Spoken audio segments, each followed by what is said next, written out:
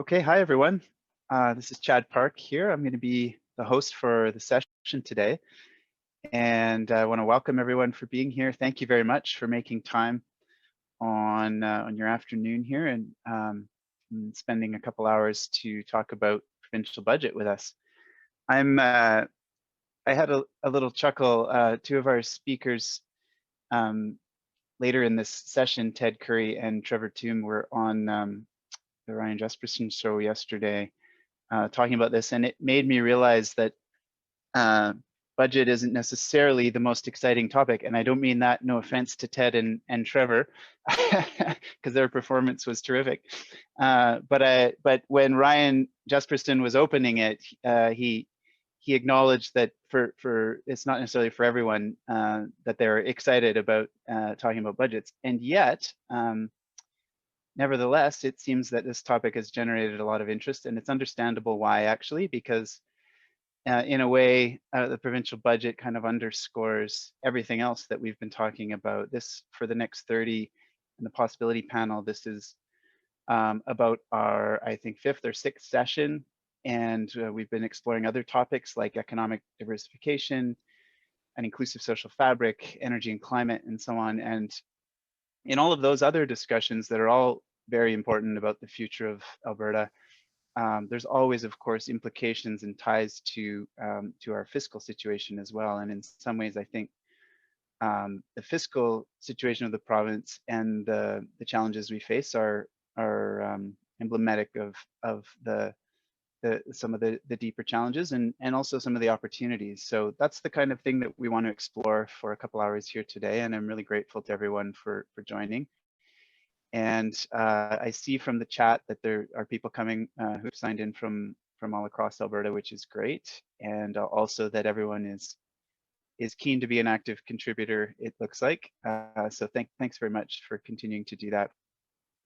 I'll get us started now. If you can go to the next slide, Anne, just to give you an overview of how we're going to be spending the time.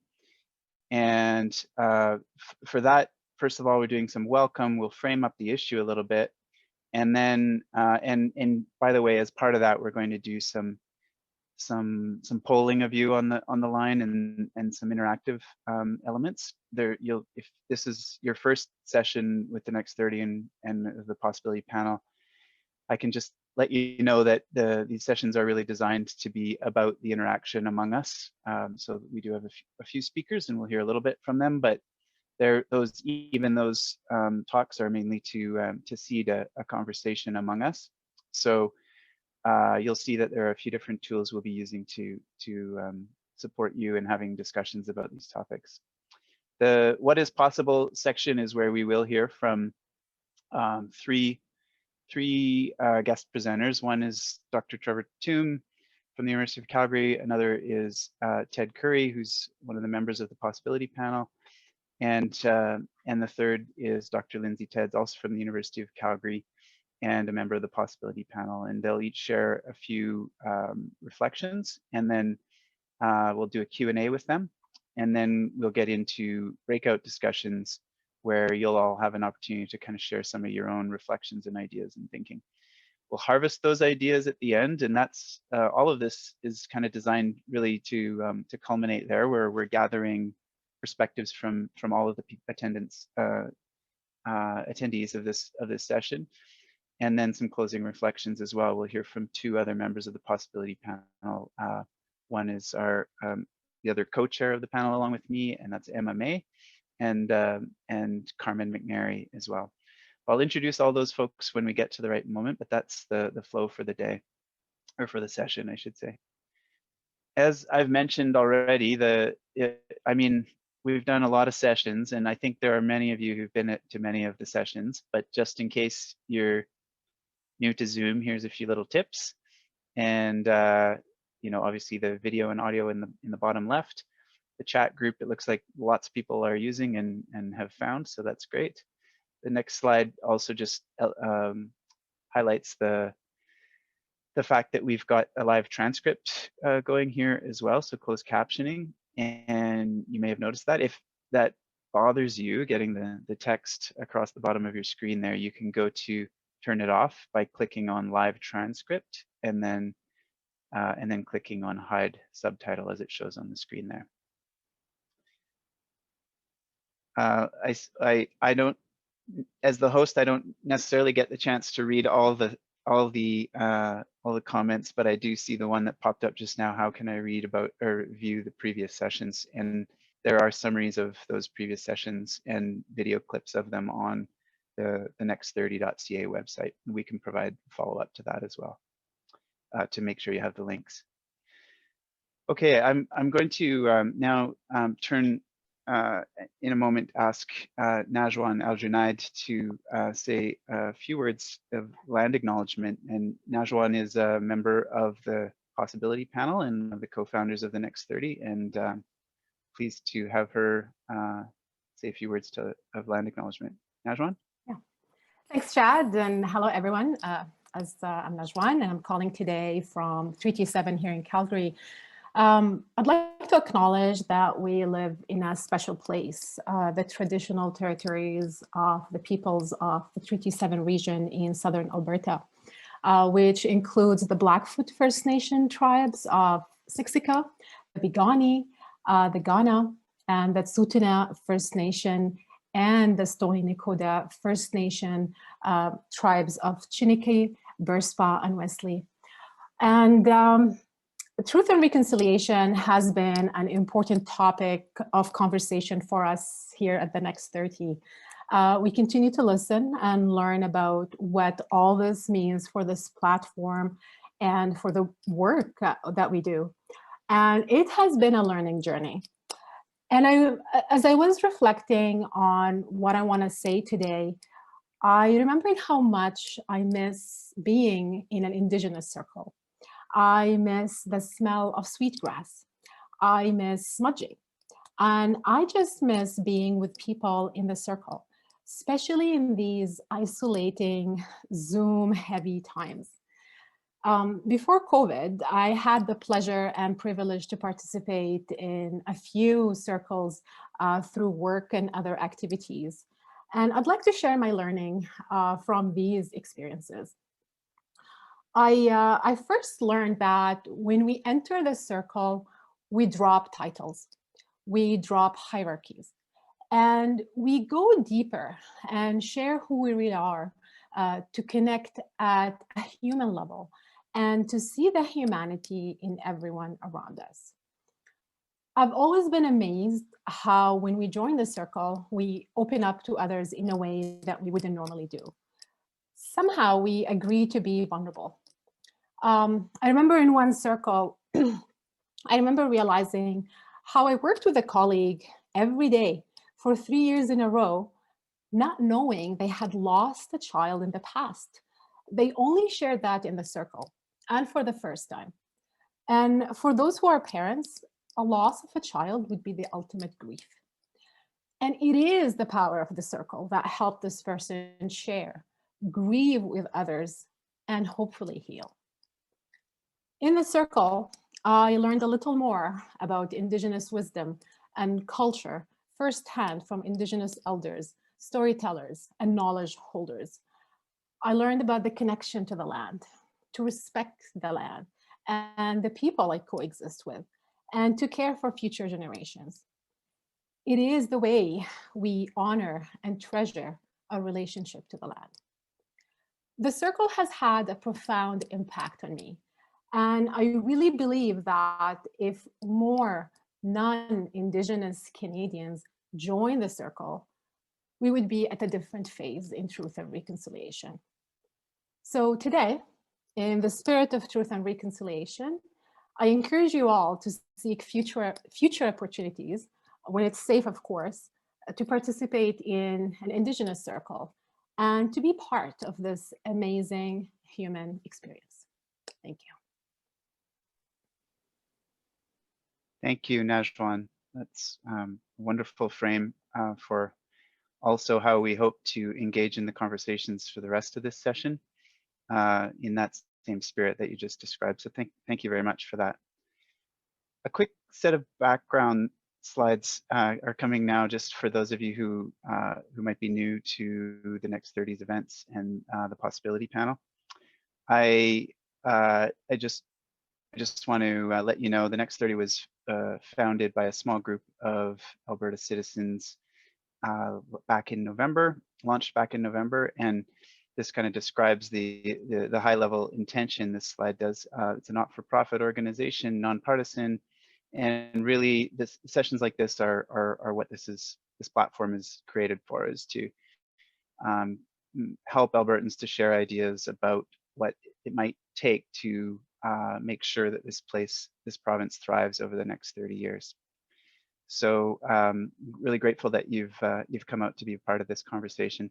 When the Next30 launched, we launched with one main project, and that's the possibility panel. The next slide describes that.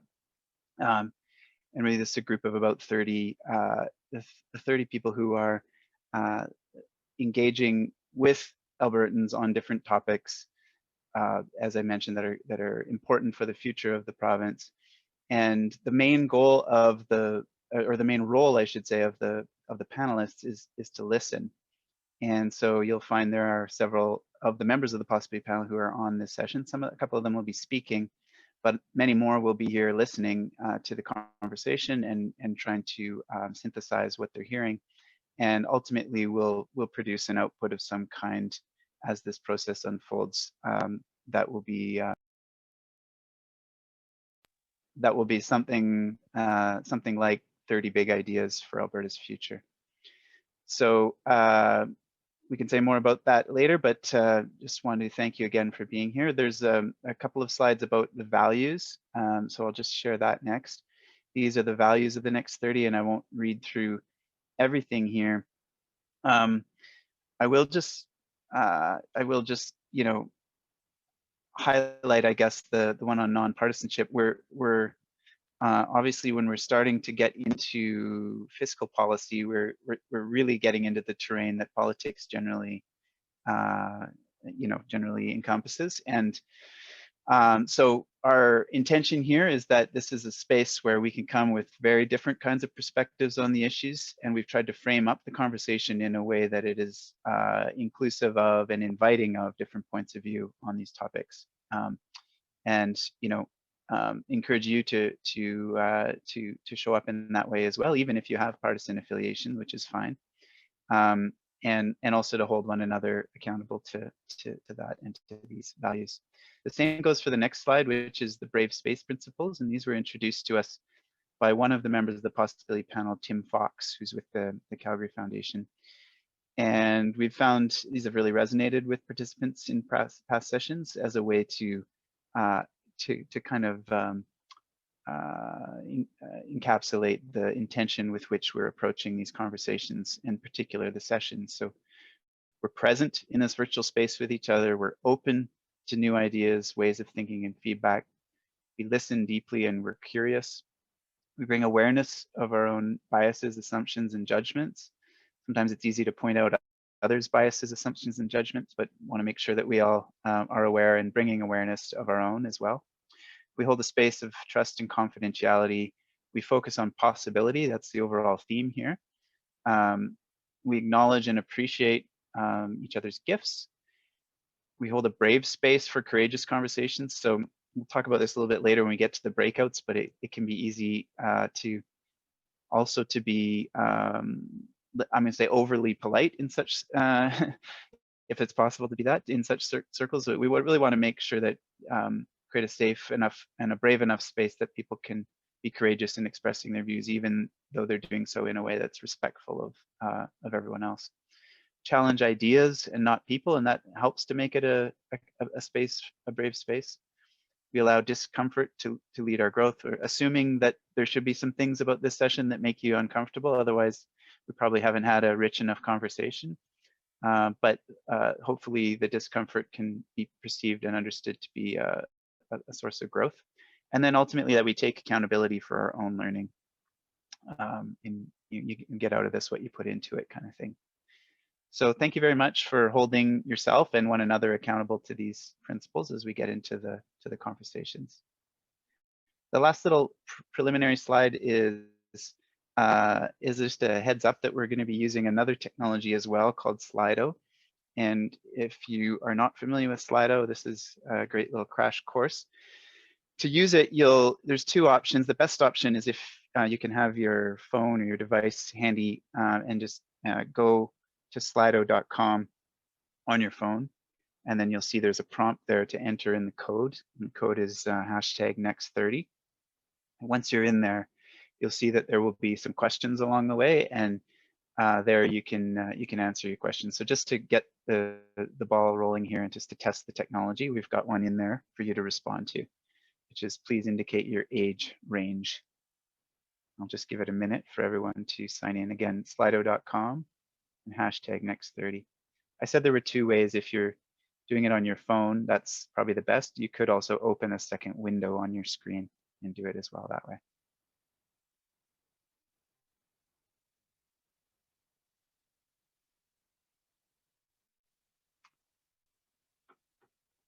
Okay, got about a third of you have answered this one. Give you a couple more minutes, or maybe one more minute to get into Slido and enter your response here.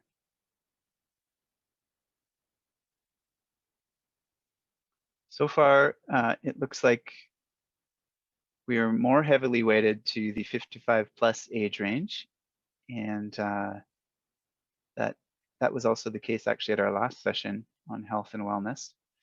I'm glad to see, well, I'm glad to have all of you here. I'm particularly glad to see that there are some people in the under 25 age range.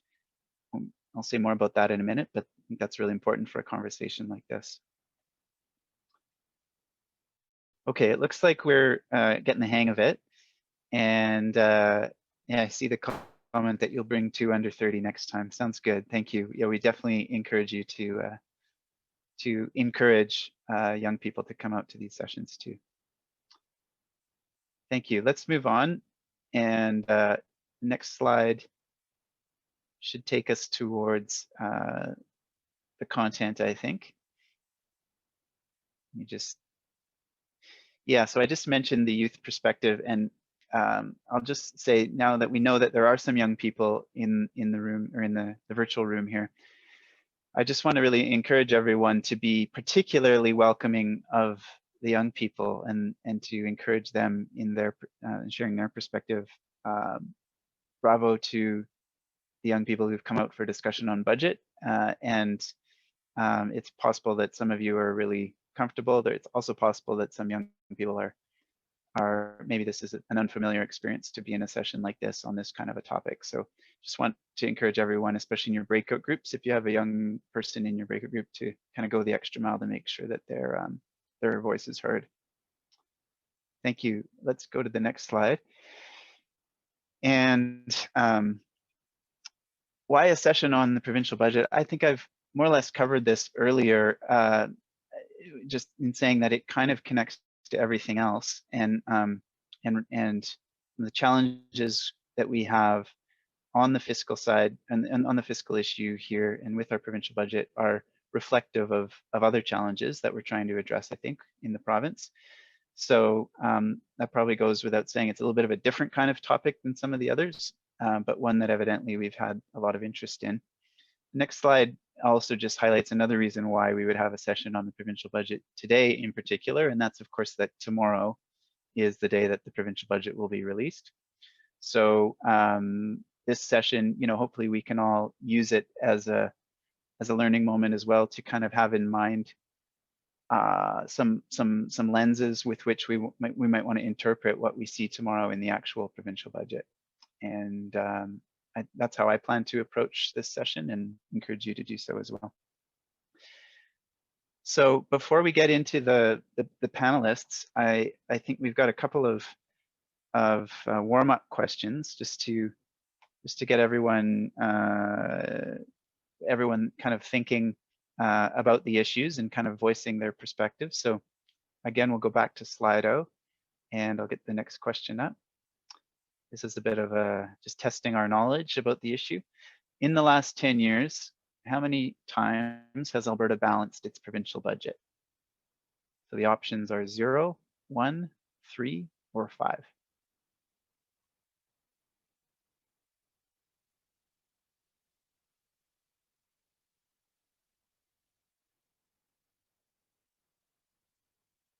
you can see that we're holding off actually showing the tally at this point until we've got almost everyone's answer.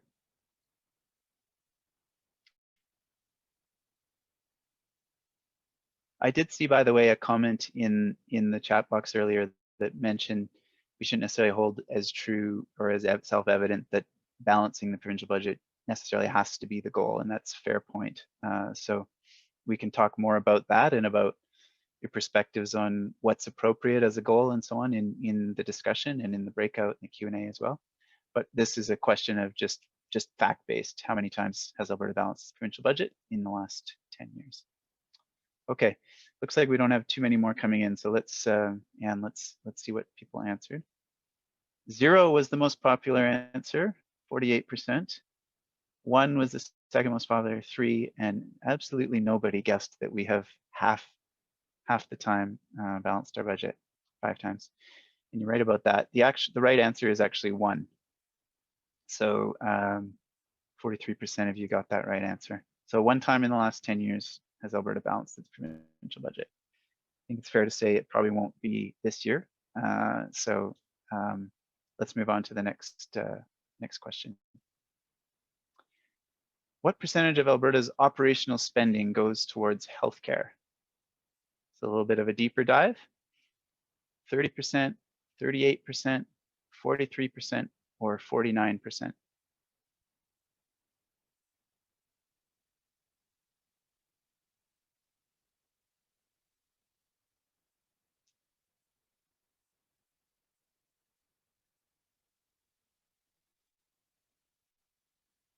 I'm just going to give it another few seconds. Just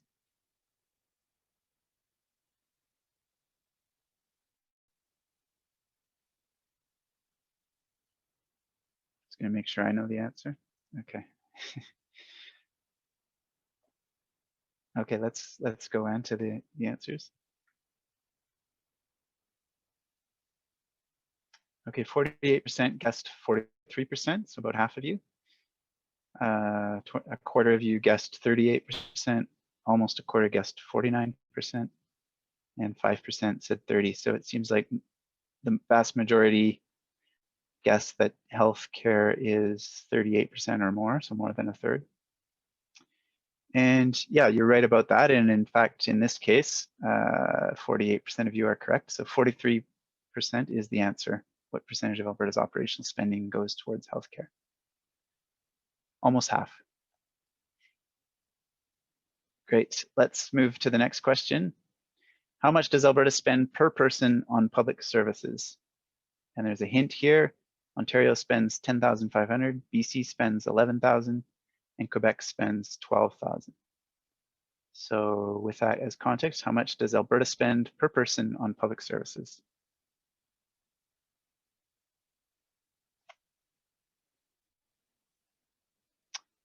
Option 1 is 10,000, option 2 is 11,000, option 3 is 12, and option 4 is 13,000.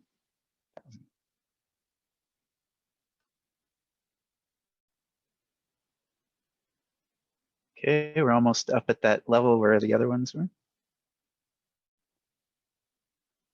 Good. All right, let's go to the answer.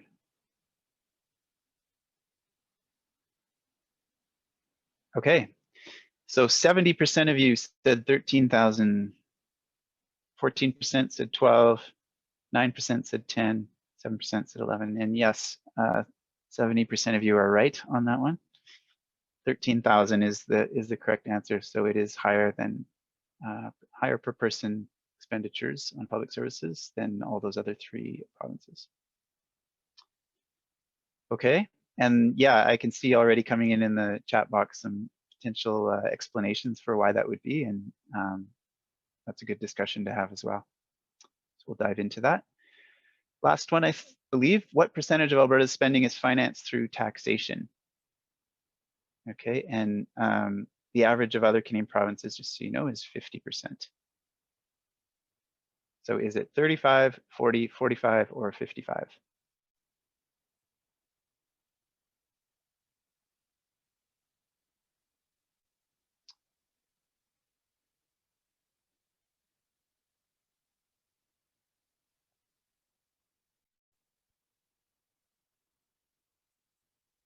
And we're almost there.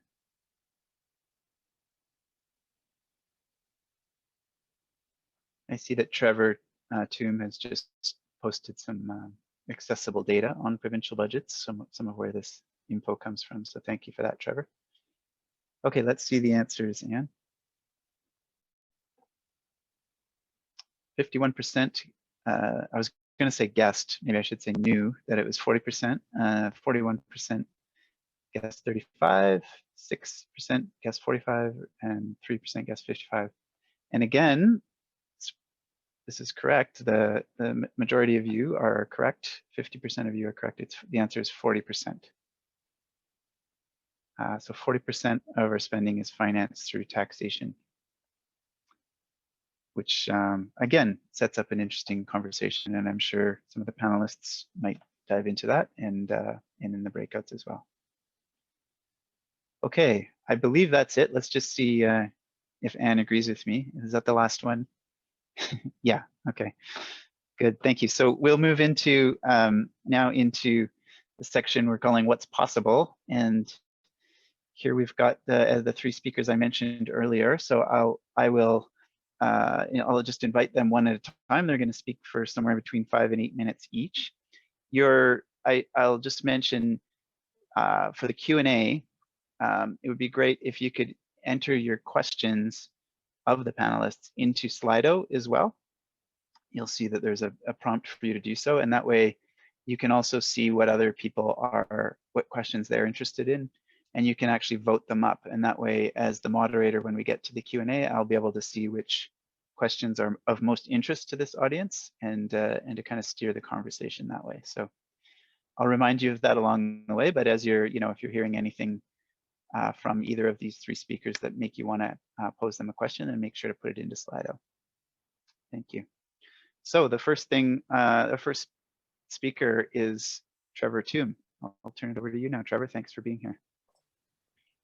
Great, thanks, Chad. It's great to be here, and welcome to everyone for joining today. I guess I was going to help set the stage and provide some very high-level summary statistics around the budget, help us have a sense of where the money comes from and where it goes. But after everyone's kind of exceptional poll performance there, knowing the answer to a lot of key questions, I'm not exactly sure I'm playing much of a role here anymore, but let me power on through nonetheless.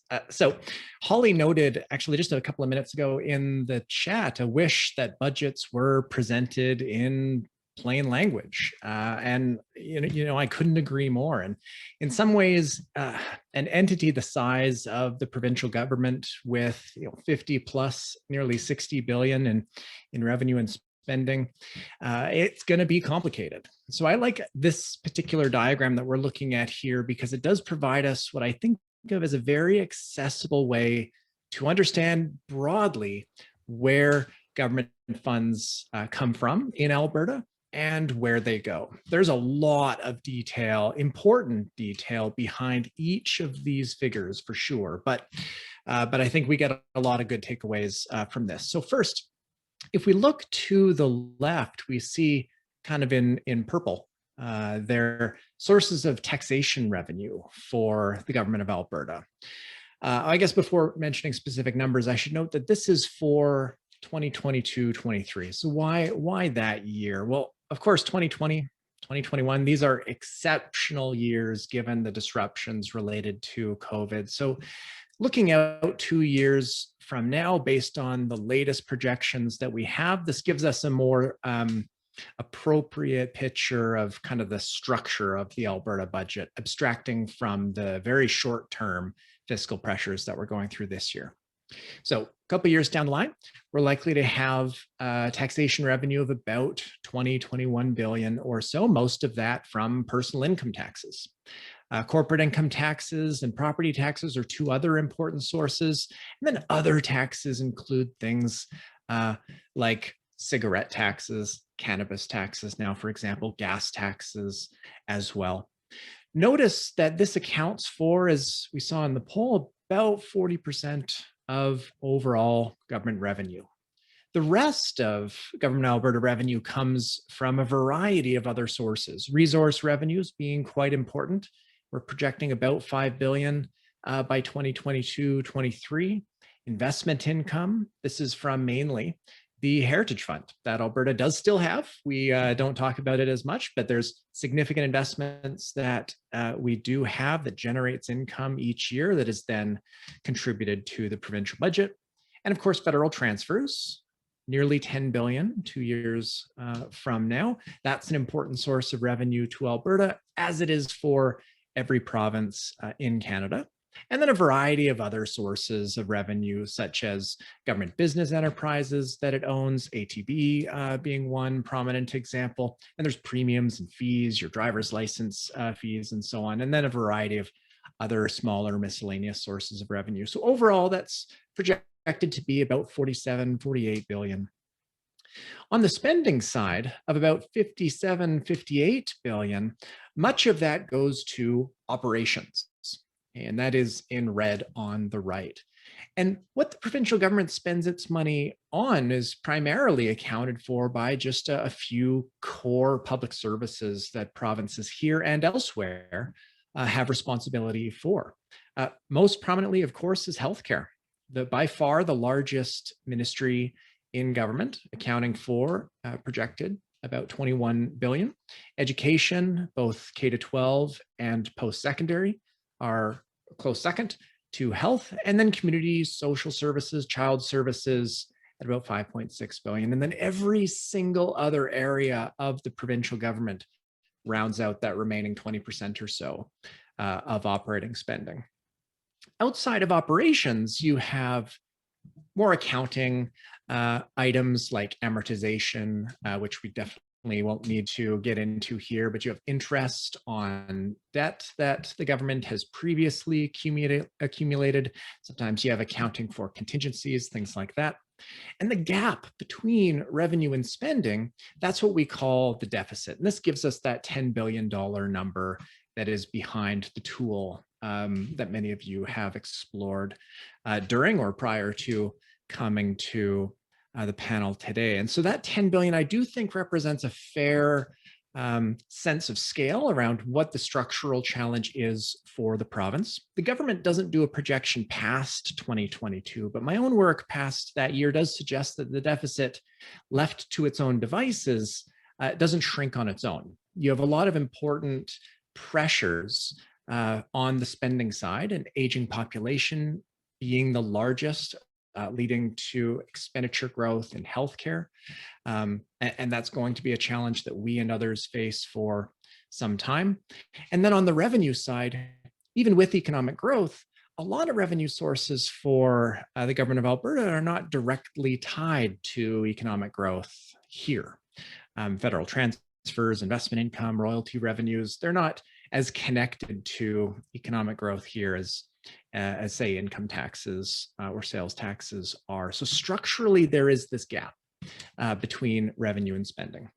I'll note that, of course, a graph like this is kind of risky to put up a day before the budget comes out with a whole new set of projections, but whatever specific number is being projected for revenues and spending post-COVID, there is a sizable difference between revenue and spending here. And of course, that leads to the question of how to address it and whether to address it. As many have noted on the chat, what should the objective be? Well, let's for a moment think that addressing it is a goal that you want to achieve. Then there's really just the two sides of the budget to look to.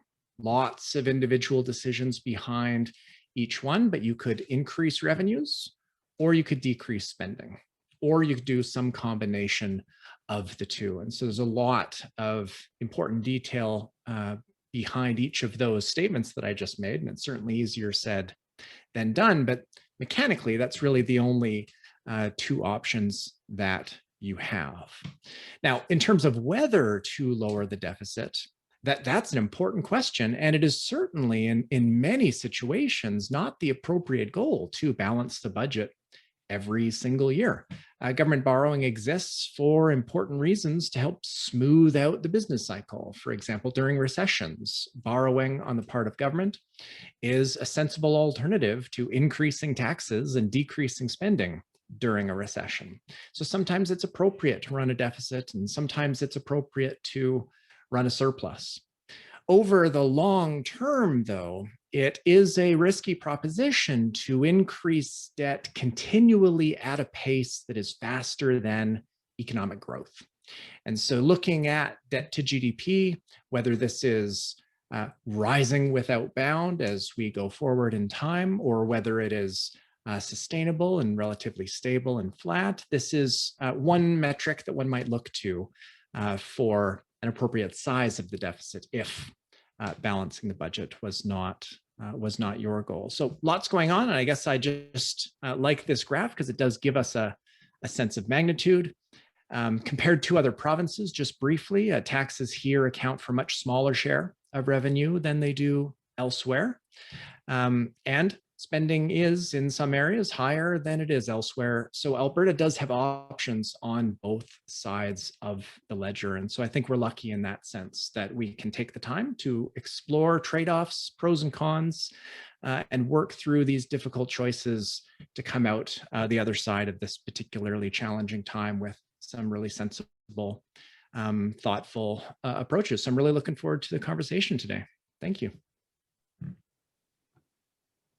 Okay, thanks, Trevor. That's really helpful as a kind of stage setter for the conversation, and good grounding for all of us, I think. Next, I'm going to ask Ted Curry to share a few words and thoughts. Ted? Yeah, great. Thanks, Chad. In the range of opportunities I've had to speak or to be a part of a panel, I'm not sure I can think of a worse slot than being asked to talk about the provincial budget right after Trevor Tombe. That feels daunting. I appreciate what you shared, Trevor, and all the work that you've done on this. I think it's very valuable and helpful, and you appreciate the support you provided Next30 on providing some of the numbers and data to make that tool a reality. So it's been great. I'm going to share 3 points to hopefully further frame some context for the discussions as we move into the breakout groups. Trevor's touched on a couple of these already a little bit. First of all, I just think it's really important for us to be clear that this is not a new problem. When this topic comes up a lot, I find there's a tendency for people to say something along the lines of, you know, this big problem of the budget we have is the current government's fault, and because I don't like them. Or I hear, you know, this budget reality is the previous government's fault because I don't like them. You know, in fairness, this, you know, we talked about it in the poll, you know, deficits have been around here for a while now, you know, 10 plus years. We've had different governments of different ideology. None of them have really dealt substantively with some of the issues that Trevor's talked about. You know, we've had different strategies to look at a few things here and there, but there hasn't been any substantive plan proposed around how do we do this. So this is a problem that I think isn't just framed in immediate term ideology. It might be in terms of how you recommend we solve it, but the problem itself, virtually all parties and governments have had a hand in it, and we need to look at that, I think, objectively. The other comment I would make, I really agree with Trevor's point about we've got some time and we've got options. I'd like to push that a little bit harder though, because I don't know if Trevor remembers this, but the first time I ever interacted with him was actually on Twitter, and it was about 4 years ago. And he essentially was making that comment, and I agreed, but I find we're here 4 years later and we're sort of saying the same thing. We've got time, we've got options. I think the time has come that we have to make some choices and start putting a plan in place. We don't have to balance the budget tomorrow, but I don't think we can wait another 2 or 3 or 4 years before we even have a plan that we're going to start chipping away at and moving forward. We need to lay this out and start moving in that direction. I think reasonable people can debate size and magnitude of deficit and what's appropriate. I struggle to feel that 10 billion a year in perpetuity is workable, and that feels to be the path that we've been on. I also think this comment that it's not a new problem, a few people have said, well, you know, the pandemic's not the time to try to balance the budget, and I agree with that, the spirit of that. The numbers we're going to see tomorrow, though, were 20 billion plus. I think 10 billion of it is for what Trevor talked about, rainy day, challenging times, down market. The other 10 billion, we were running that when times were good. You know, the 10 billion number that's been used in the tool, I think, has nothing to do with pandemic or down markets. It's a structural number that was there long before COVID, long before the issues that we've dealt with, you know, depressed energy markets. And to Trevor's point, it's probably, barring changes in policy and direction, it's going to still be there in 2 or 3 years. So I think we need to park the pandemic conversation around this, and that 10 billion piece I think is longer term and needs to be dealt with. Second comment I want to make is this idea of revenue or spending, and there's probably options on both. There certainly are. I think you can consider doing it on revenue or on spending. I just like the thought of maybe having this a conversation more from an end framework. It's a theme I've noticed in the other sessions that I've really liked. I first heard it in the economic diversification session. One of the panelists, Corey Jansen, framed it around it. It isn't either oil and gas or technology was the frame of reference he was using at the time. He's like, it can be an end statement. And I heard it in the health session where it isn't necessarily a choice between improving outcomes or reducing spending. Perhaps there's some places where we can look at actually doing both. And I really think that mindset is great. I think it's important around the budget as well. It applies here that there are cases to be made where you can do this exclusively on the revenue or the spending side. And I'll talk about that a little bit further in my third point. But I think at least at a minimum, from an exploratory perspective, that end thinking, is it possible that we do have a revenue and a spending issue as opposed to just one or the other? People seem very quick to embrace that we have one, but then want to be dismissive of the other. I think the numbers show that we've got challenges on both sides of the ledger. Trevor's point is that we have options, and I agree with it. The reality is we do spend more than others and we tax less than others. And the fact is we could choose to spend 5 or 10% more, so spend more than other jurisdictions. And we could choose to tax 5 or 10% less, so spend more than others, tax less than others, and around the 5 or 10% range on both. And we'd still be in the enviable position that we'd end up balancing the budget with room to spare. There's some big amounts on both the spending and the revenue side. So this isn't a matter of us getting 100% in line with other places, but we do have to acknowledge that in cases we are taxing 10, 20+% less, and we're spending 10 to 20% more. So the gaps are big, and it's difficult, I think, to make a budget work when you're doing both of those at the same time. So end thinking, and I just don't think it's all or nothing. I don't think we have to do all one thing or none of the other thing. There might be opportunities for both. And my third and final point would be, I just think we need to be more informed. We all need to spend the time to try to dig in and have these conversations around what are our options. There's just so much misinformation, and people have a tendency when it comes to the budget to want to make big sweeping statements that don't actually address the issue in a way that's real, and therefore I think they don't help further the conversation. And I think it's why political parties have had such a tough time even wanting to willingly go there, because the general public, there isn't really any alignment or consensus on it. Maybe some extreme examples, but I hear these all the time. For example, some of my folks and friends in the business community will tell me, Ted, we just can't afford more taxes. There's ample room for us to balance the budget on the spending side. And I'll then say to them, okay, so are you in favor of deficits? Typically they say no. So then I say, okay, so you're advocating for a 20% reduction across the board on every single government expenditure. That's how we're then going to get to balance if you don't want to play with the revenue side. And usually that gets followed with a comment like, no, I didn't mean that, or not on frontline workers, or they insert whatever, health, education, whatever their preferred issue is, everything else but that.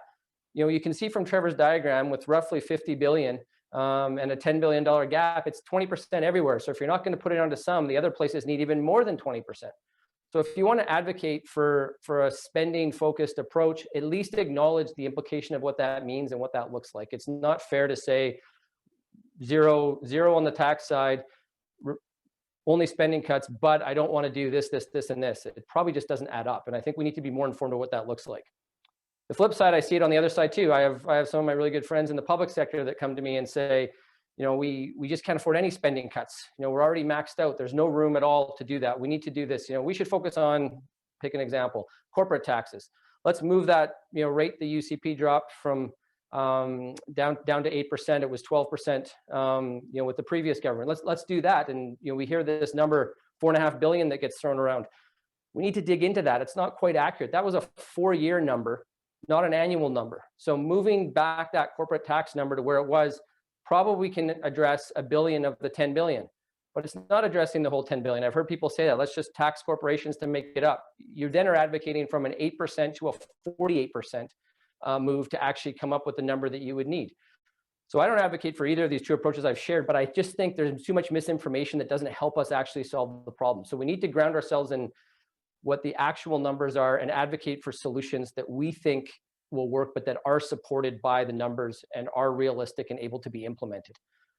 Most importantly, I think we need to dig into this conversation, talk to our friends, talk to our family, talk to our colleagues. We need to normalize the conversation. Reasonable people can disagree on the best approach, but we need to have this conversation. We can't keep waiting. We can't keep punting it down the road. You know, I appreciate Trevor's comment about we've got time. We don't have to solve this overnight, but it's exactly the same conversation I had with him 4 years ago. It hasn't changed. We need to start doing something about that. And I think that starts with people acknowledging that we have difficult choices to make and there are trade-offs, and debating those and discussing those. And we may not agree 100%, but at least we'll start moving that forward.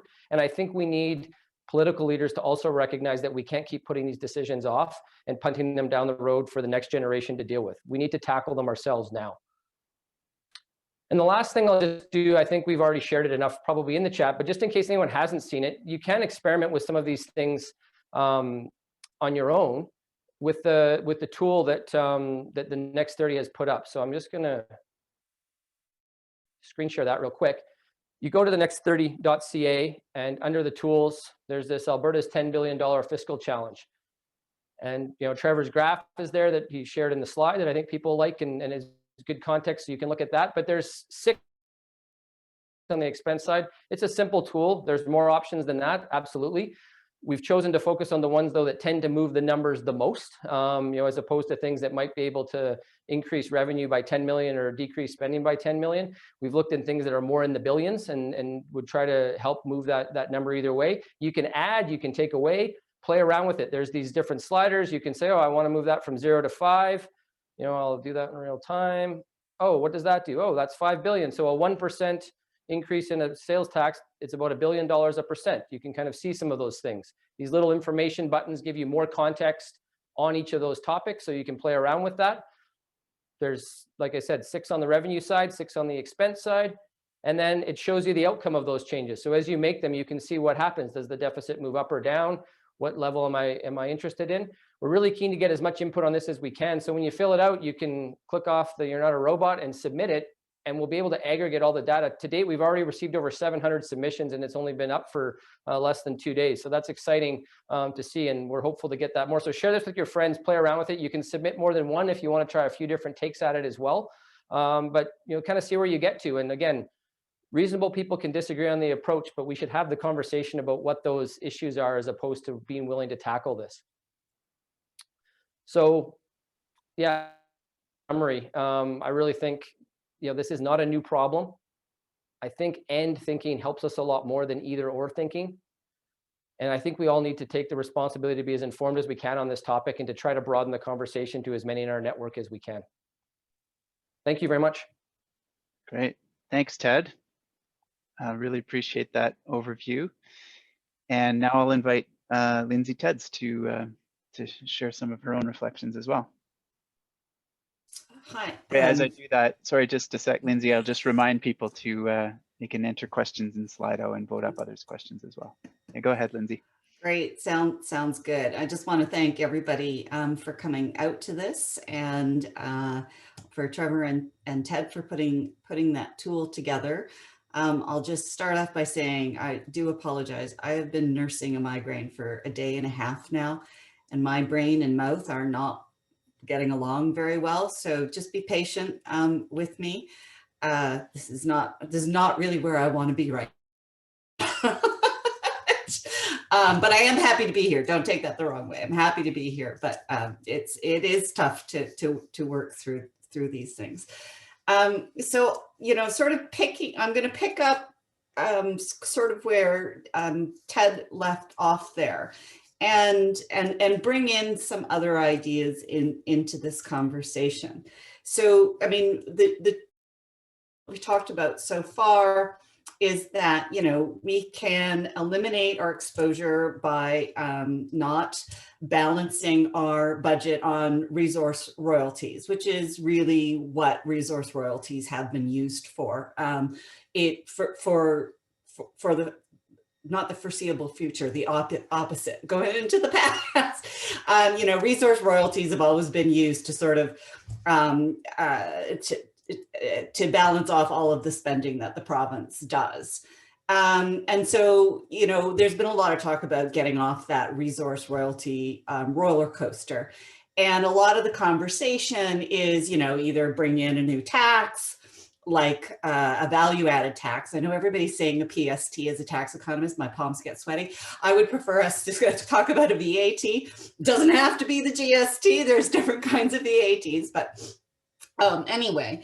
And then the other one is we need to cut spending. But I'm going to sort of approach this from a different perspective, and that is one that has been gaining movement around the world, particularly in Europe, and there's lots of evidence for it. And that is we have to think differently about what it means to diversify our economy. Typically, when we talk about diversifying our economy, we talk about sectors.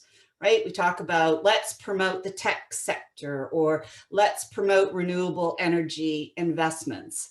But what I'm going to challenge you to do is to think about where does economic growth come from?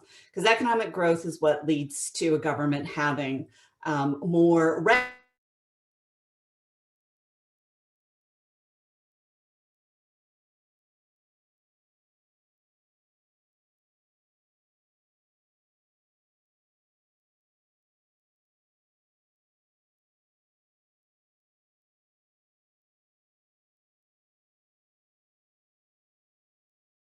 About the base level building blocks of economic base building blocks are used to their utmost productive value. And this is really the basic principles, I said, of the model of inclusive growth. So rather than continuing on with policies and thinking that we have had for 40 or 50 years now, that we abandon this idea of trickle-down economics and we instead tackle the inequitable playing field that plays a large part in the inequality that we observed around us and is curtailing our economic growth and curtailing revenues into the government. So what does this mean? Well, we have to acknowledge that the core building block of the economy is people. We often forget that aspect. It's people that contribute their labor. It's people that acquire human capital. It's people who are entrepreneurs, and it is people that accumulate capital. And those four things are the fundamental building blocks of economic growth. And we need to be able to ensure that people are able to freely acquire these things. And that is absolutely not true in our economy. People are not free to allocate their labor to their least opportunity costs. They are not free to become entrepreneurs. They are not free to accumulate capital. We have a significant amount of barriers and bias and discrimination that exist in our system because the system is based on people. And so what we need to do is get to that efficient market outcome by tackling these fundamental building blocks of economic growth, not thinking after the fact. Let's think about how these things are built and ensure that we have a system that supports that.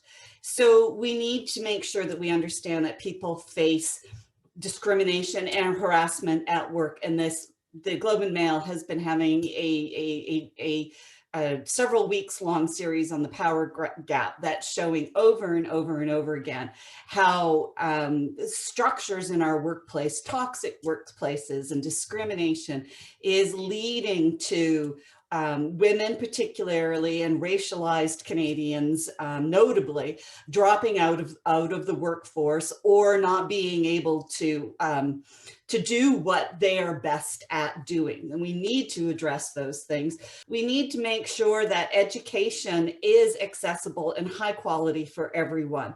And this includes understanding that early childhood education, we've got to stop using the phrase childcare. It is early childhood education, and that is what leads to important interventions in brain development that dramatically changes the child's outcome. So the more we can ensure that people have access to high quality, affordable, accessible education from the start, and we, again, lots of evidence to support this, ensures that they are able to move into adulthood and be as productive as they can possibly be. It's also true that women, particularly with young kids and women of childbearing age, are facing significant barriers in terms of being able to participate in the economy. We see the women who are in self-employment dropping out in their peak fertile years, and we're losing that entrepreneurial capacity because we are not currently supporting women to be able to make the economic choices that they want to make and ensure that they're able to continue with their economic participation. That is both short-term consequences as well as long-term consequences.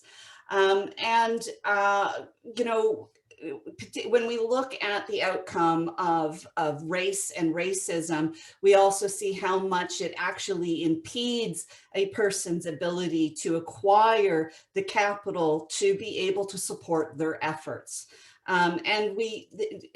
These are not comfortable conversations to have, but these are economic conversations. Yes, they're social conversations, but they are also economic conversations. And we need to bring that idea back into what all of this means for us and our governments and the services that we have. And so then the list leads me to talk about, in order to be able to do these sorts of things, we have to make sure that we're supporting public services. And one of the things that we have to do is think more carefully of where the value comes in terms of allocating our money to public services, and ensure that what we are doing is allocating them in a way that offsets the cost of public funds. Everybody here has heard taxes impede economic growth, right? I mean, that everybody's heard that. Have you ever heard that the lack of public services impedes economic growth? The both are true. And so it's important that we understand that when we start gutting services, we are gutting people's ability to have the resources they need to participate in the economy. We learned through the 2008 financial collapse that any country that imposed austerity in order to address the financial situation afterwards ended up having less economic growth than any of the countries that didn't pursue austerity policies. So we have to make sure that we fundamentally understand who is supported by what the value of that spending is, as much as many of us want to argue excuse me, that government funds are set on fire. They are not. Might feel that way, but they are absolutely not set on fire. But we need a better model to make sure that when we're allocating funds to public services, that it's high value, high impact spending, and not willy-nilly, as sometimes it seems. And I'm going to say that by ignoring these fundamental issues, the government is choosing a path that is going to leave many behind and worsen the economic situation for the province. So that's where I will leave it. Okay, thank you very much, Lindsay, and extra thanks for powering through despite struggling with a migraine. That's very tough, and I really appreciate you doing that. Thank you for your comments too, that I think give us really important additional context and considerations for the discussion. So I'm going to open it. I'm going to turn to the question and answer period now. We've got a little less than 10 minutes for this. So there are already 22 questions in there. We won't have time to face them all or to address them all, but I'll pick a few, and I'm going to start with the one that's clearly the top ranked question here. I noticed that Adam Legg and Mike Holden and Alicia from the Business Council of Alberta are here. I don't know if they put their own question in here or if it's someone else's, but just kidding. There's a great report released last week by the Business Council of Alberta on the provincial budget, and obviously this question is referring to that. How seriously should the GOA take the recommendations from the Business Council of Alberta on instituting an HST and reinstating the provincial carbon tax? I'll maybe just start with Trevor on that one. So let's start with the carbon tax, I guess, here. So Alberta does still have a provincial carbon tax. It's just levied on larger emitters, and so we don't see it day to day at the pump or on home heating fuels. So we've had that one for quite some time. The carbon tax that gets a lot of attention in recent years and political conversations is a much smaller one that applies to retail fuel. So that's kind of the one that I'm going to interpret as the issue here. And that's levied currently by the federal government. And once it's ramped up to $50 per ton by 2022, it's about $2.2 billion or so. And what the feds do with all that revenue is rebate 90% of it straight back to residents, individuals in the province, and then 10% of it is used in rebates in more targeted programs to communities, First Nations groups, universities, municipalities, things like that. So from the Fed's perspective, it's an entirely revenue neutral price on carbon. What Alberta could do if it wanted is take jurisdiction over that back. The tax rate wouldn't change, but the decisions over what to do with the revenue would then be held with the provincial government. And if they were to, instead of rebating all of it to individuals, they could implement something more like what BC has, which is a more targeted, lower income rebate program, maybe taking about a fifth of the overall revenue and then using the rest to address the deficit. And this is going to get increasingly interesting of an option as the carbon tax rate ramps up to $170 per ton net to the low income rebate by 2030. That's about $5 billion or so. So a pretty significant option for the province. And interestingly, just on a side note, one that kind of aligns with the Alberta First kind of rhetoric, or fairness in the federation type of rhetoric, take back control from Ottawa. So that's an interesting one. And then the idea of instituting an HST. This is a long topic of conversation, of course, in Alberta. An HST is really, just think of it as increasing the GST in Alberta. Lindsay noted that's not the only way in which you could do this, certainly. But a very simple way would just be to increase the current sales tax rate from 5 to 6 or to 7. And then each incremental point is a little bit over $1 billion for the Alberta provincial budget. Of course, these options, like any, there are trade-offs. The sales tax rebate that tries to cushion the blow to lower income households that sales taxes can create. You get that only if you file, and many lower income individuals don't file, and so forego those benefits. So that's a challenge. And then of course the carbon tax, there's political challenges there. So both, I think, are very interesting options to think about, absolutely. But they're not the only two options on the revenue side for Alberta. Thanks, Trevor. Ted, I'm going to come to you in a moment. I'm just signaling to Lindsay the second question there. I'm going to point your way in a moment here. But Ted, did you have a response you want to offer on the BCA's report? Very seriously. That would be my short answer. I think, from my perspective and opinion, when you go and play with that tool, I think that we need to take a look on some of the items on the spending side, and I think that on the revenue side, I think we need to take a look at both of those two that have been proposed. They move the dial the most. I've personally got a bias towards consumption-oriented taxes over income taxing. I think it's more efficient, more stable in the long term.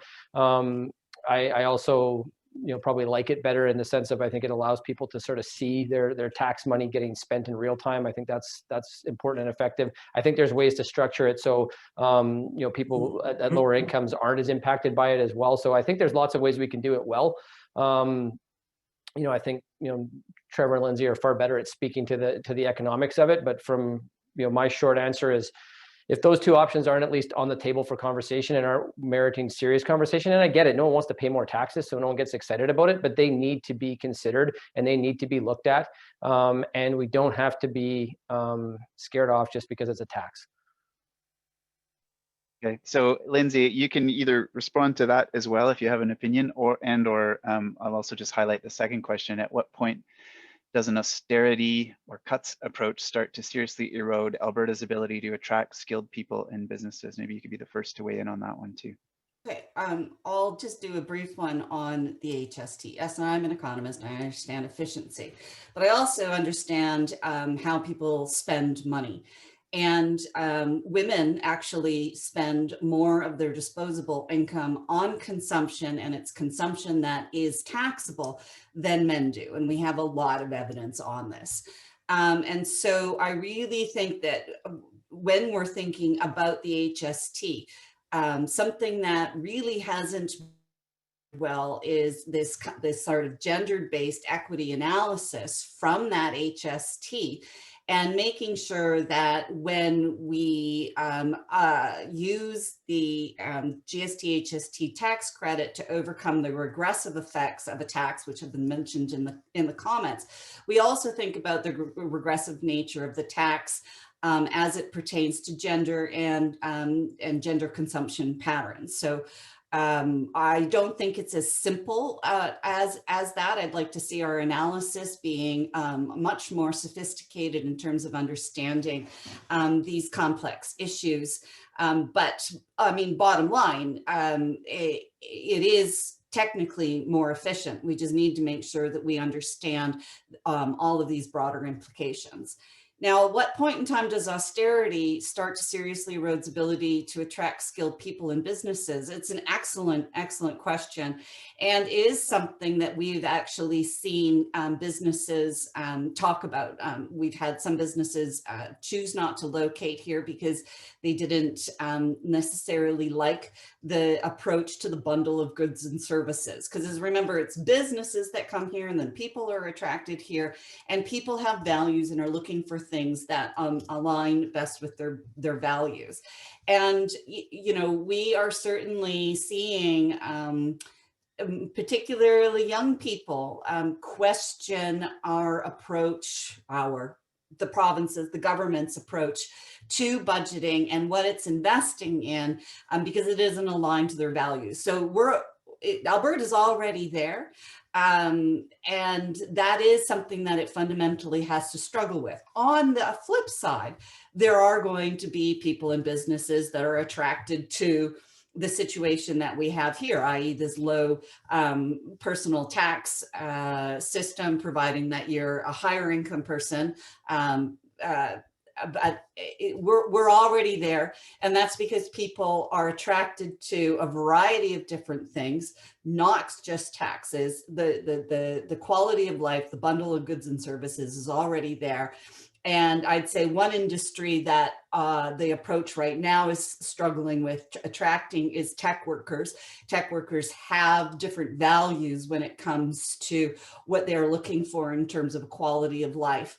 And that's why we're seeing a lot of BC companies moving out of Vancouver and into Kelowna and not to Calgary, because they're still able to have that bundle of goods and services, and just avoiding the high property costs in Vancouver.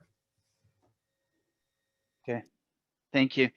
I'm conscious of wanting to make sure we protect enough time for the breakout discussions to get everyone going. So maybe I'll just the one last question. The third ranked one here is from Lee Stevens. Question for the panel: does Alberta have better outcomes in terms of health, life expectancy, poverty, etc., compared to other provinces? Does anyone want to jump in and take a stab at answering that?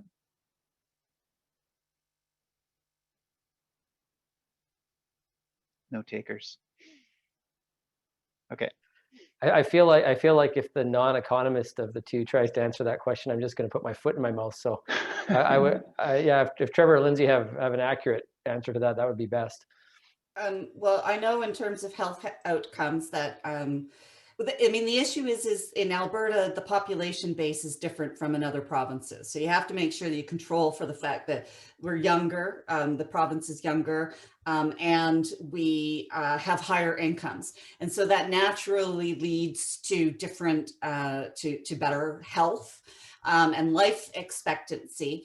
But I'm not sure if I've ever seen appropriate control for the different populations versus just a writ large comparison across provinces.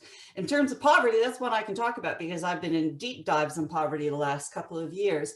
And while Alberta's child poverty rate has been declining, its overall poverty rate has been incredibly and concerningly stable, especially over that boom time that Alberta had. And so absolutely, Alberta should be very concerned about its poverty rate, particularly coming out of this pandemic. Okay, thanks very much, Lindsay. Great. Well, thank you to everyone for putting your questions in, and there's still going to be some opportunity to explore these in the discussions. So I'll apologize that we don't have time to get through all 29 of them or 30 of them, but also thank you to Trevor, Ted, and Lindsay for your opening remarks and your engagement on these questions. I think that sets us up really well for a bit of a idea sharing and brainstorming around how we approach this question. So thanks again, and we'll move to the breakouts. So this sometimes is a moment where in the agenda where we've noticed that there are a couple of people that sign off. So I want to make sure that I really encourage you not to sign off now, because the this discussion, for those who have stuck around and participated in the breakout discussions at past sessions, the feedback we received is this is generally people's favorite part. It's a chance to kind of step into a breakout room with a small group of people, often people you don't know from other parts of the province, and just sort of share ideas around this topic. So also because at the end, or toward the end, we're going to be harvesting ideas, and that's really important as a kind of culminating synthesis of all of this conversation. So with that, I'll put up the question, which is how might we, is the kind of overarching question, and we can go to the next slide to just give that a little bit more focus in this case. Well, first, this kind of sets out the flow. So first of all, you'll get into a breakout room. We'll encourage you to introduce yourselves. Who are you? Where are you from?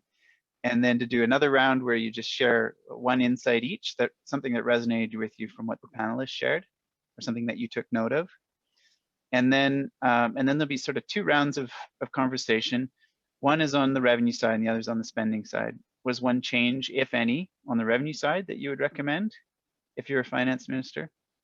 And same, what is one change, if any, on the spending side that you would recommend if you're a finance minister? This is just meant to kind of give you the chance to delve a little more deeply into some of those options that have been discussed. So you'll get prompts. There are no facilitators in the breakouts, but you will get prompts on your screen to tell you, just encourage you to move on to the next part of the conversation so that we have time to wrap up and stay on time at the end.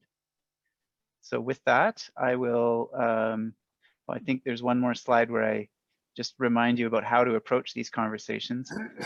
I'll just say there's 4 quadrants here. This is from Otto Scharmer, and he talks about at the bottom left, there's talking nice, and that's when everyone's super polite, but you might not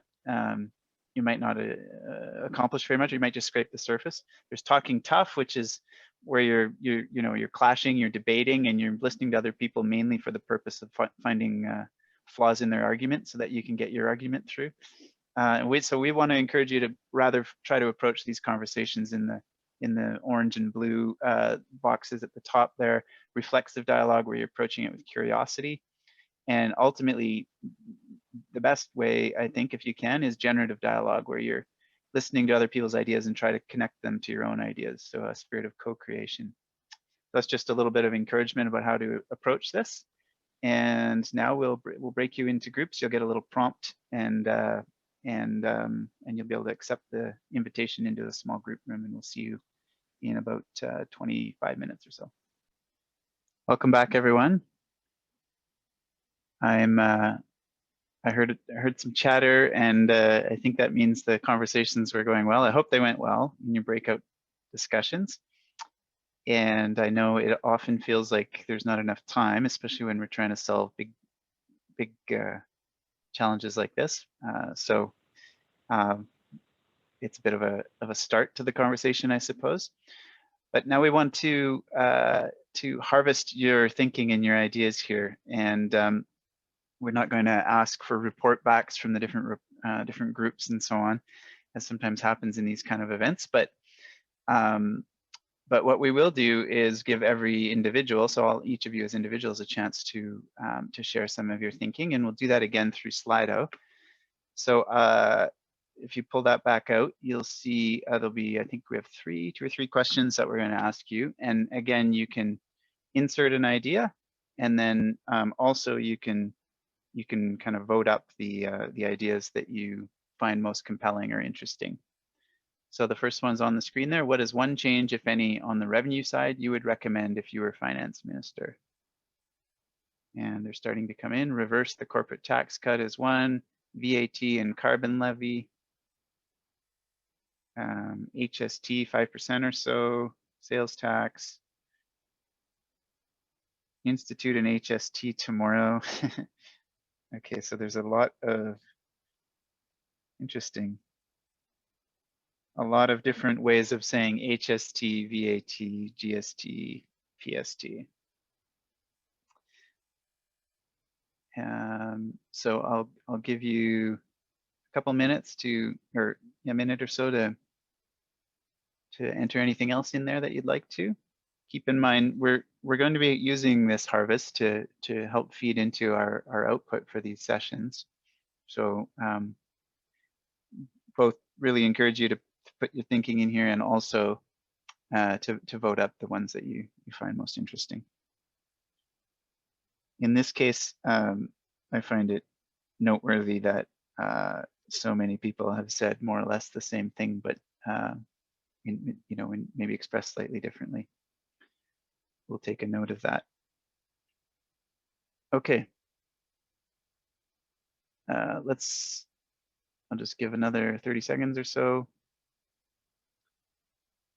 Give you a chance to go in and vote on some.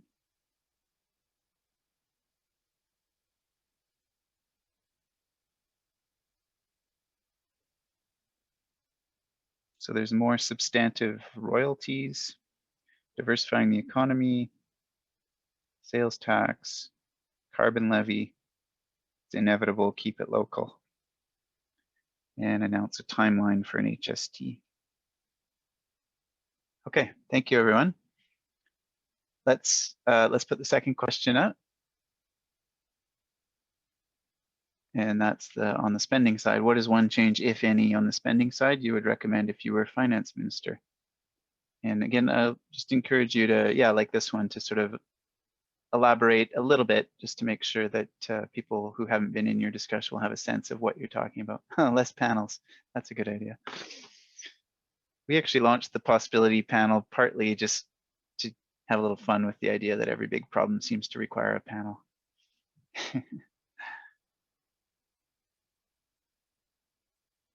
Okay, so you feel free to enter your ideas, if any, on the spending side that you would recommend, and also to vote up the ones you find interesting.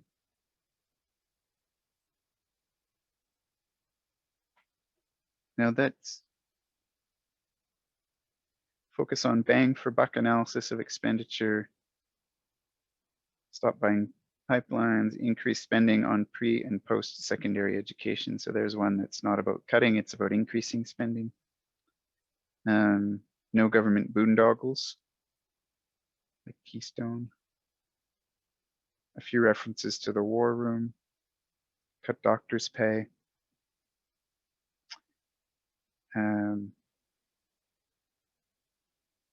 Use partnerships, not grants and tax cuts. Pursue sustainable cuts by implementing lean management approach within the public service.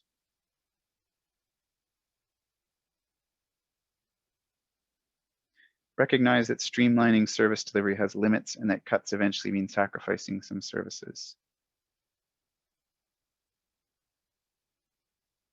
Okay. Thank you. We'll just give it a couple another 30 seconds or so for you to either get your ideas in there or vote them up.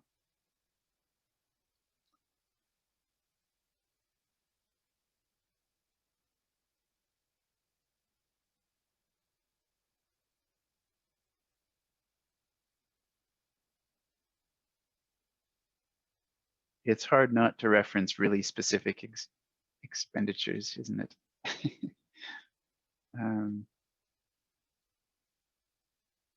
Okay, let's move on to the next one.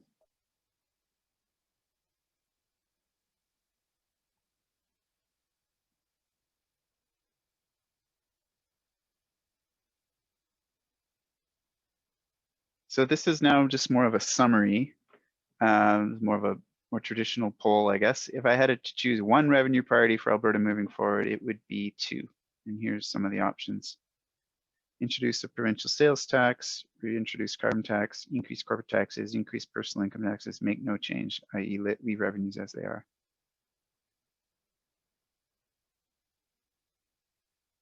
Okay, we're seeing, this is almost more like a summary, I guess, of what we saw earlier, but it's just expressed in a different way, which is a fair bit of preference for a provincial sales tax. Also support, pretty notable support for reintroducing the carbon tax or increasing corporate taxes. Okay, thank you. Oh, all of the above. Okay, Rob Fox, I see that.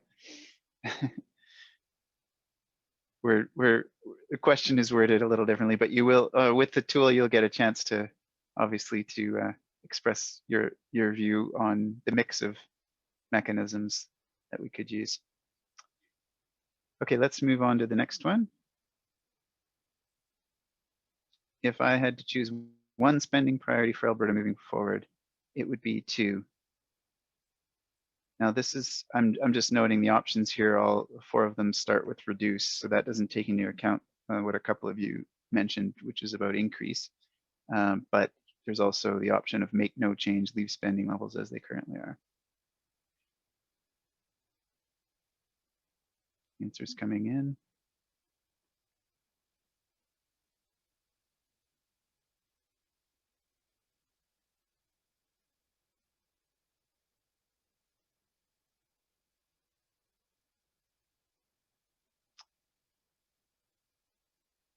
Okay, a little less than half are in the make no change on the spending side camp. And then sort of a mix of some of the other options there, with reduced physician compensation being at 19%.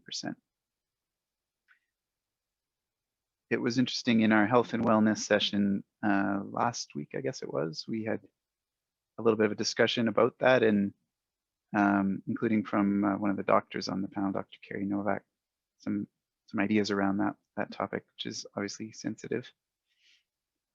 Okay, thank you. I think we have maybe one more, or is that it?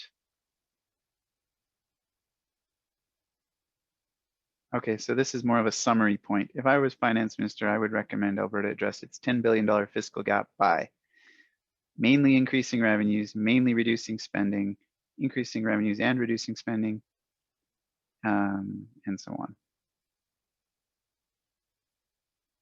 Make no change. By continuing to run large deficits, or by waiting for economic activity in oil and gas revenues to increase. A little bit tongue-in-cheek there, I think, but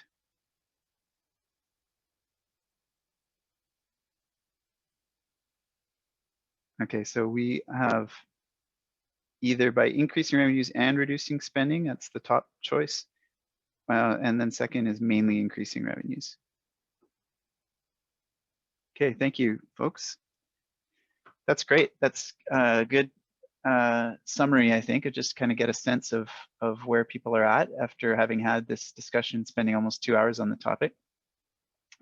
And the conversation will continue. In a moment, I'll talk a little bit about how that would be. But for now, I'm just going to ask 2 of the members of the possibility panel to offer some closing reflections. They know they've been briefed that they got 2 minutes each.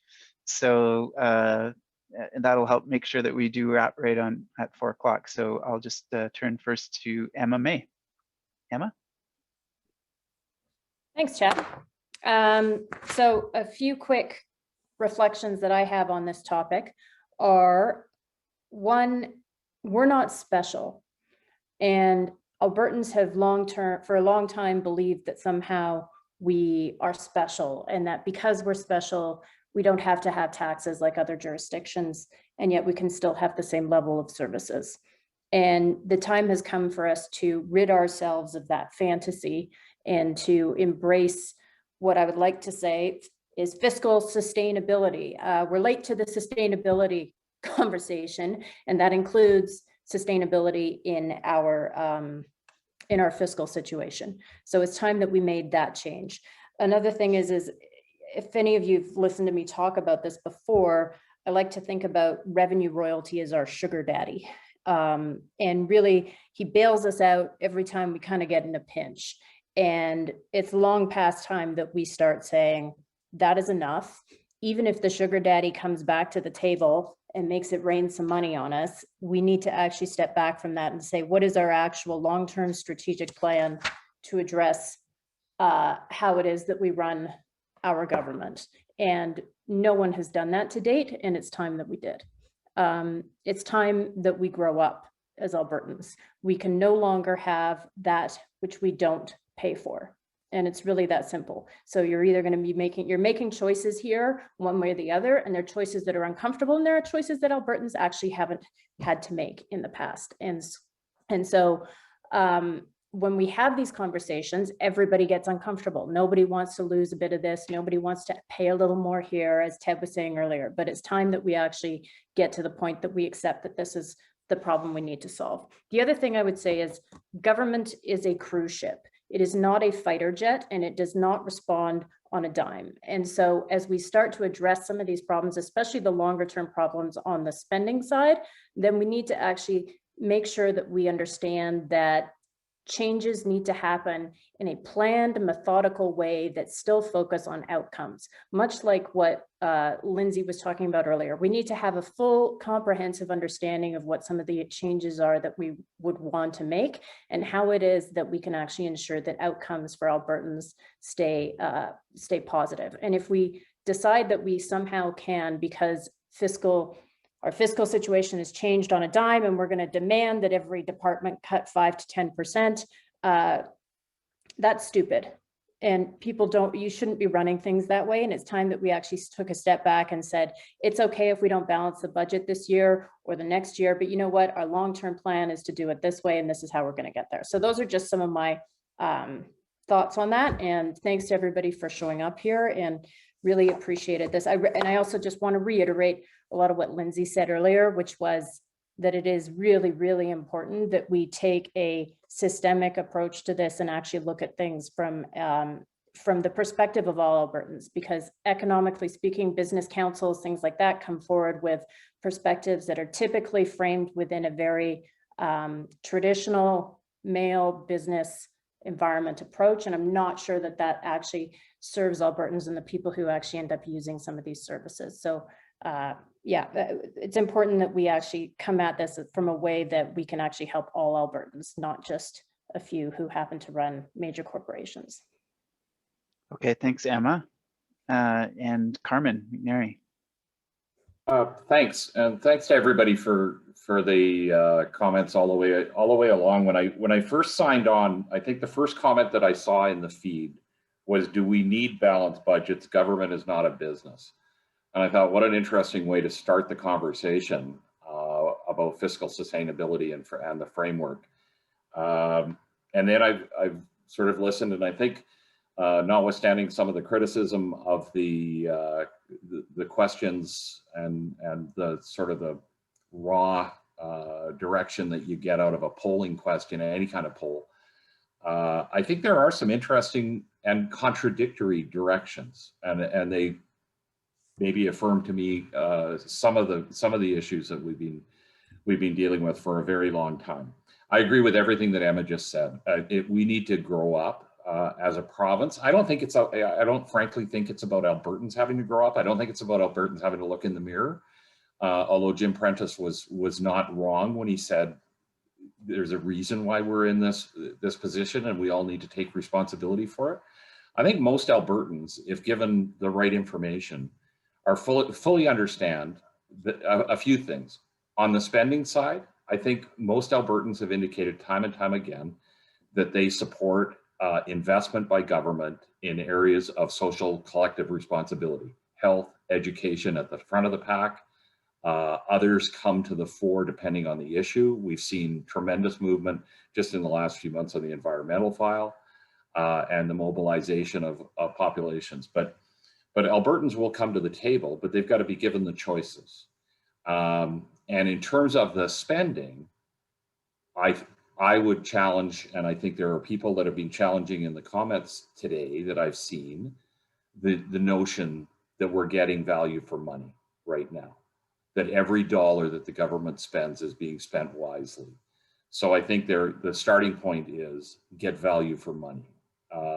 And so that's not talking about cuts or where you cut or even how.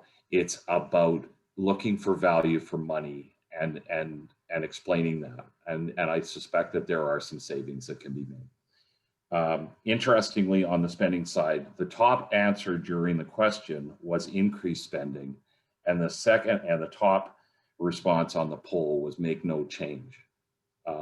I'll be honest, I'll challenge that. I think there are things on the spending side that we could do better. On the revenue side, I thought it was interesting that the two top answers were reverse the corporate tax cuts and the VAT HST, which was overwhelming. I would just say really quickly, HST is the easiest answer in the book if it wasn't for the Alberta myth, because we don't have to hire new civil servants, we don't have to ask business to set up new systems, we don't have to have new auditors, we don't have to do a bunch of things, and the money's just going to fall out of the sky. But that's a little bit like the sugar daddy that Emma was talking about already. That's a one-time fix. And every province in the country that already has a sales tax is also facing fiscal challenges as a result of COVID, and some of them are more systemic than others. It's a one-time thing, and it's not big enough to solve our problem.